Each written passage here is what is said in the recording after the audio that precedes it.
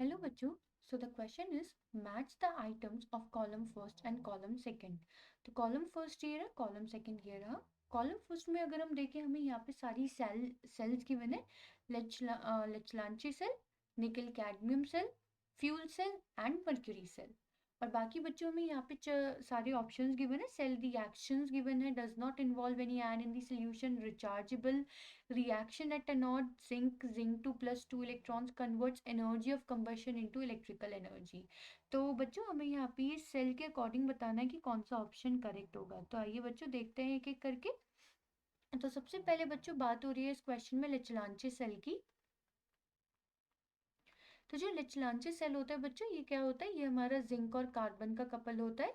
इस सेल में क्या हो रहा था बच्चों कि एनोड जो होती है वो तो होता है हमारा जिंक. एनोड पे हमारा जिंक का क्या हो रहा होता है, ऑक्सीडेशन. ठीक है. और कैथोड पे हमारा हो रहा होता है कार्बन का रिडक्शन.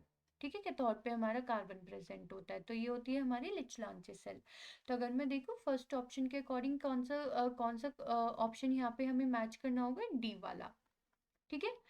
आइए बच्चों सेकंड के लिए देखते हैं. तो सेकंड है हमारे पास निकल कैडमियम सेल. तो जो निकल कैडमियम सेल है बच्चों, ये किसका एग्जाम्पल है, ये हमारा एग्जाम्पल है सेकेंडरी बैटरीज का. और सेकेंडरी बैटरीज कैसी बैटरीज होती है बच्चों, हमारी ये सेकेंडरी बैटरीज होती है रिचार्जेबल बैटरीज. Rechargeable batteries.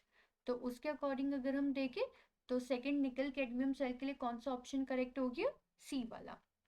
ठीक है, मतलब करेक्ट से मतलब जो उसके साथ करेक्टली मैच कर रहा है. अब बात करते हैं बच्चों थर्ड की, यानी कि फ्यूल सेल के बारे में. तो अगर हम बात करें फ्यूल सेल के बारे में, तो फ्यूल सेल के लिए सबसे जो हमारा फेमस एग्जांपल है वो है हाइड्रोजन ऑक्सीजन फ्यूल सेल. और जब ये हाइड्रोजन ऑक्सीजन फ्यूल सेल हमारा वर्क करता है तो हाइड्रोजन और ऑक्सीजन कंबाइन करके क्या फॉर्म करते हैं, वाटर फॉर्म करते हैं. ठीक है, यानी कि 2 हाइड्रोजन प्लस ऑक्सीजन और ये क्या फॉर्म करते हैं, 2H2O. ये क्या है हमारी फ्यूल सेल की सेल रिएक्शन. ठीक है. और इसमें बच्चों अगर हम देखें तो यहाँ क्या हो रहा होता है, यहाँ पे हाइड्रोजन का कंबशन हो रहा होता है. और ये इस कंबशन रिएक्शन को किस में चेंज करता है, इलेक्ट्रिकल एनर्जी में. इलेक्ट्रिकल एनर्जी में. ठीक है, एनर्जी फॉर्मेशन हो रही होती है यहाँ पे.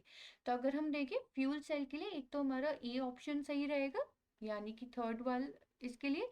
और ई भी इसी के लिए करेक्टली मैच करेगा. ठीक है. लास्ट बचता है हमारे पास बच्चों का मर्क्यूरी सेल, और जो कि यहाँ पे बहुत क्लियर भी है कि मर्क्यूरी सेल जो होती है हमारी ये लाइफ टाइम यूजफुल क्यों होती है, क्योंकि इसमें कोई भी आयन सोल्यूशन में नहीं होता है.